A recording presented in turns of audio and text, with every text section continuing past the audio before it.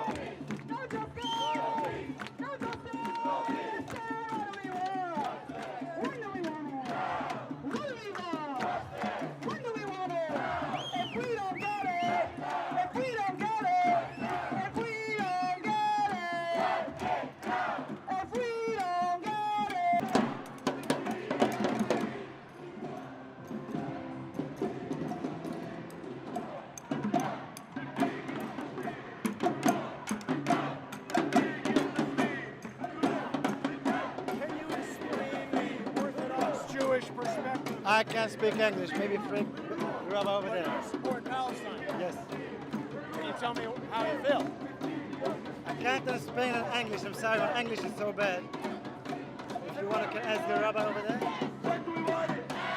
What do we want?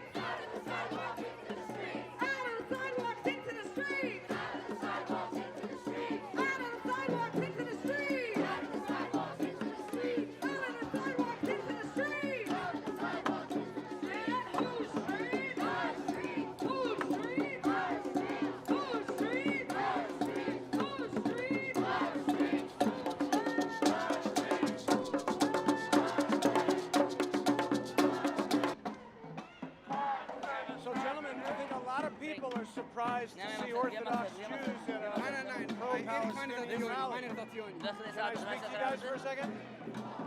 Speak to you for a moment? Okay. Is Rabbi Weiss or Rabbi Feldman you can speak to? What? Rabbi Weiss or Rabbi Feldman? I'm just asking if you can give us the perspective of an Orthodox Jew. A lot of people would not expect to see Jews at a pro-Palestinian rally. Which thing rabbit?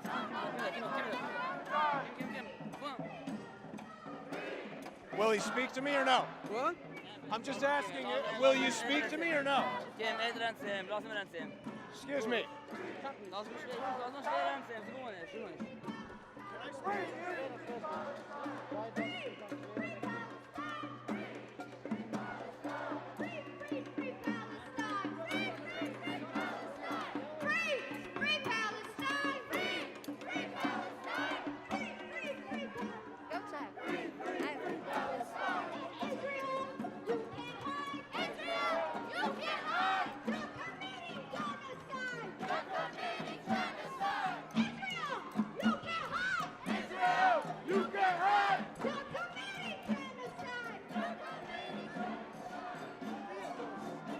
I was wondering if you could speak to me. I think a lot of people are surprised to see Orthodox Jews at a... Which program are you from?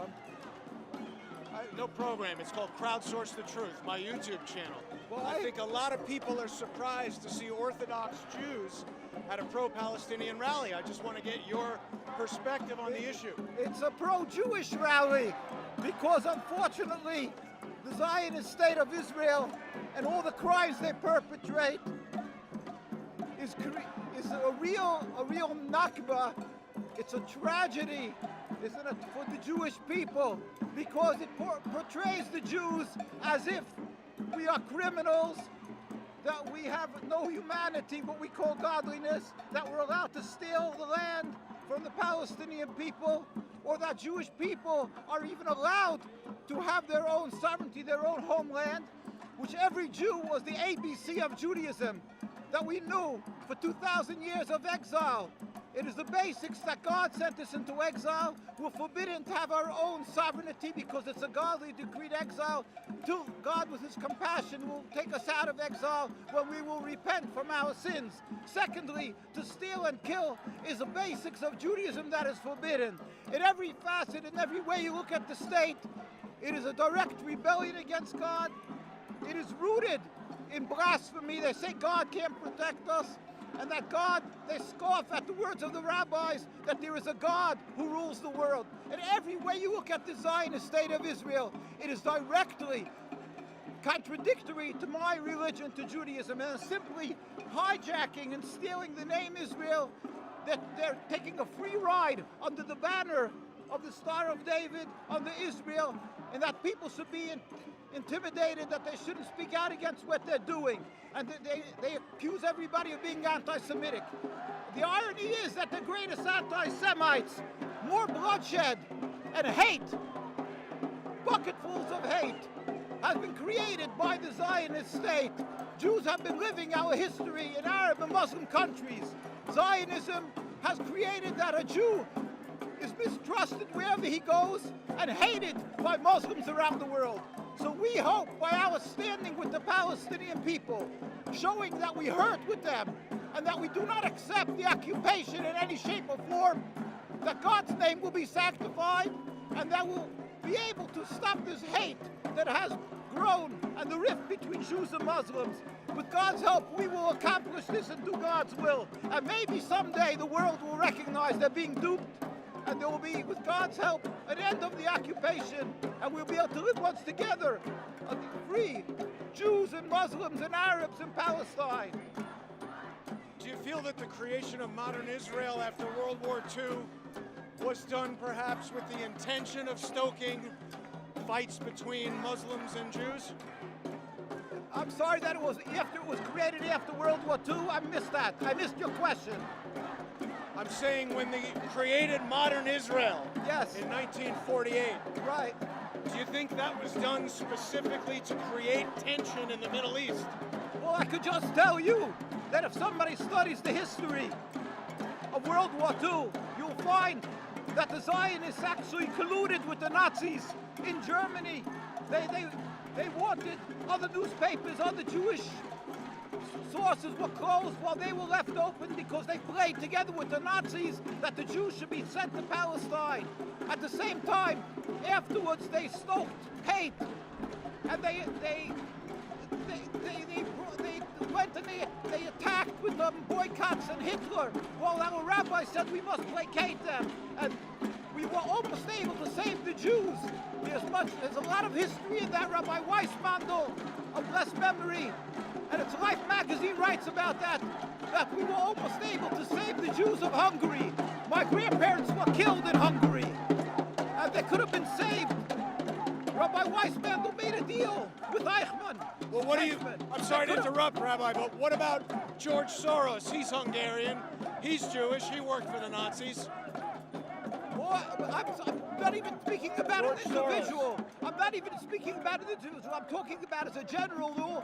The Zionists wanted to take a free ride. They said to the victor goes the spoils, and they felt that the more Jews that are killed, the more the land they will be able to get from the conquerors. So at the end of the war, they stood and they didn't even let the Jews be saved. And we have documents on that. Chaim Weizmann said Palestine cannot absorb the Jews of Europe.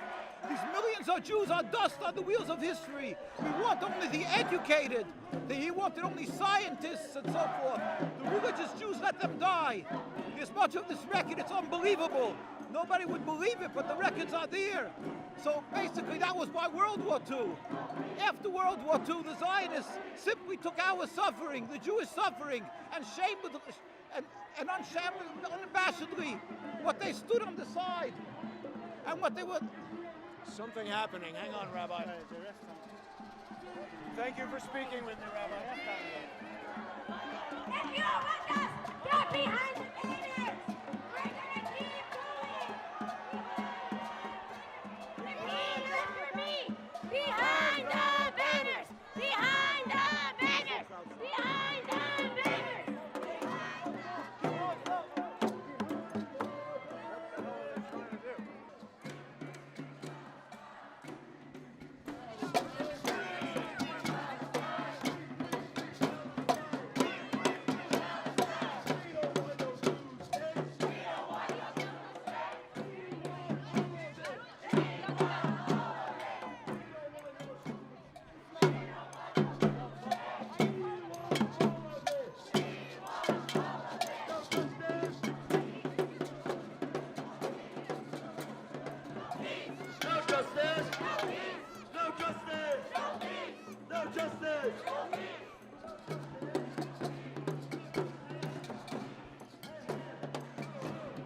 Zionism has got to go ahead. Louder. Zionism has got to go ahead. Hey. Zionism has got to go ahead. Hey. Zionism has got to go ahead. Hey. Oh, oh. Hey, hey. Oh, oh. Zionism has got to go ahead. Hey. Oh, oh. Zionism has got to go ahead. Hey. Oh, oh. Zionism has got to go ahead.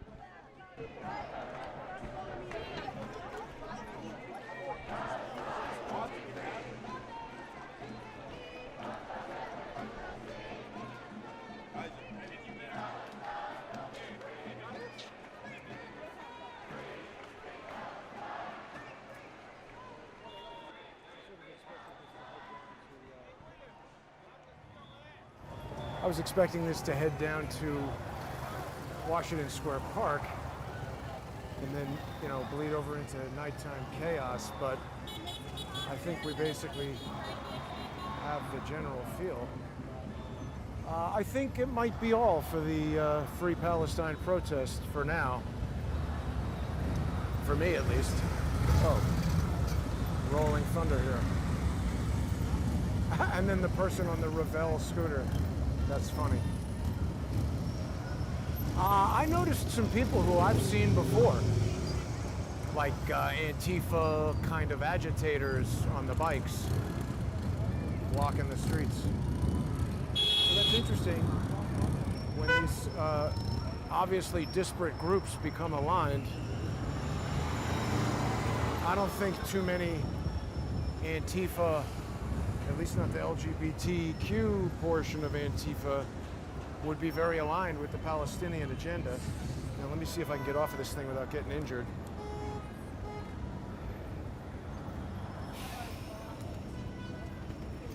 This is like a karate move here. Yeah, worked. Okay.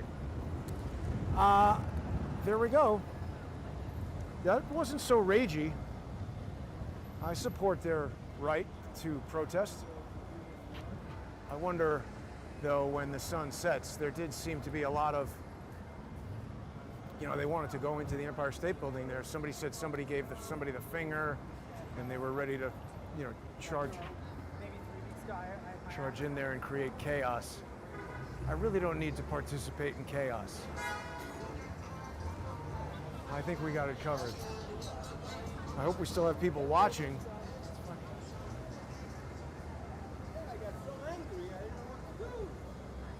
Oh look, Italy has a patio now. Oh wow, see, with this new small channel, there's just so few people even aware that there's a live stream. Yeah, fights are just way too likely. Yeah, exactly. I mean, look, I don't know what the issue is. Let everybody have their opportunity to speak their mind and protest, as long as you don't want to, you know, break stuff and hurt people. I say do whatever you want. But like I said, I did see agitators there. I think it's interesting that we've got, you know, the chants are clearly, there's a mixed message there. That, you know, our streets, well, wait a minute, if you're Palestinian, aren't your streets like somewhere over there in Jerusalem? And if you're a New Yorker, these are everybody's streets. They're not your streets. I don't like this notion that you get what you want or you shut it down. Nobody has that. Not reasonably. I mean, unless you want to just go do rampant violence, which maybe they do. I think they do. Right, so now all these places that say notice, face mask required, you know, a lot of them say as per city ordinance or whatever it is, city, you know, Cuomo stupidity. So now what? Did Cuomo drop that? Evil to do these things. We'll see what happens tomorrow. Hopefully there's not violence overnight. Interesting perspective from that rabbi. I guess he probably knows Yaakov Shapiro, who Lee has spoken to us about many times. Look at that, all that stuff across the street, out of business.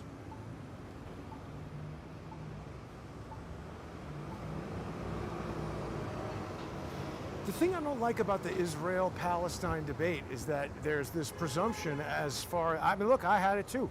I went up to the guy and I said a lot of people would not expect to see Orthodox Jews at a Palestinian rally, and I think that statement is true. A lot of people would not expect to see that. People think Jews are on one side, Palestinians are on the other side, and that's the problem.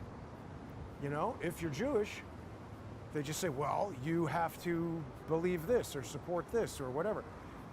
And I think that that is a method that is used by a lot of people in a lot of different situations to stoke conflict. Like, I wonder how many people there actually know facts about what's going on versus propaganda on either side. What I really didn't like was the fact that it called for a day of rage. That is direct from the Weather Underground. That's their exact language. And I mean, I've said for a long time, I think that Black Lives Matter is the modern offshoot of the Weather Underground. I think there are even members of the Weather Underground who are advising them and having websites. And, you know, Weather Underground are, you know, well-established adults at this point. Barack Obama is one of them. Bill Ayers, he's always had money. I mean, you know, they have done things and continue to. I think the fact that their fingerprints are all over this is dangerous. I think that Palestinian supporters are being manipulated, Israeli supporters are being manipulated. I'm disgusted that Twitter would allow a flyer with that kind of, I mean, I don't care. I think you should be able to put whatever you want on Twitter, but if Twitter's going to shut down Trump, why are they letting people put up flyers calling for a day of rage with somebody running through a smoky street with fire and a flag? I mean, that seems like something that could incite violence, and we were seconds away from it there at the Empire State Building. So what culpability does Twitter have if they allow this material on? I mean, clearly they've shown us this weed bong store is new. This was a barber shop, I think. Yeah, that was a barber shop. Well, first it was this was so stupid. This place used to be TechServe, which is like a famous fix your Mac place before they had Apple stores. It was on Sex in the City. And then somebody had the dumb idea of opening another fix your Mac place next to TechServe, and that went out of business pretty quickly. And then TechServe went out of business because I think Apple wouldn't let them sell iPhones, and they were pissed, and so that was it. And I guess also now Apple stores are everywhere, so they don't really have the same kind of business they used to have. But that's not what I'm here to talk about. I just don't like it that Twitter has their preferred provocateurs, and if they don't like what you have to say, you're off. And if you're a kind of, you know, Jack Dorsey, this dude gets to decide. So, I don't know. People promote stuff like that and get involved in deciding what gets promoted and what doesn't. That seems like they're endorsing certain things. Same thing with YouTube. Shut down things, don't shut down other things. We'll see. Anyway, thanks for watching, everybody.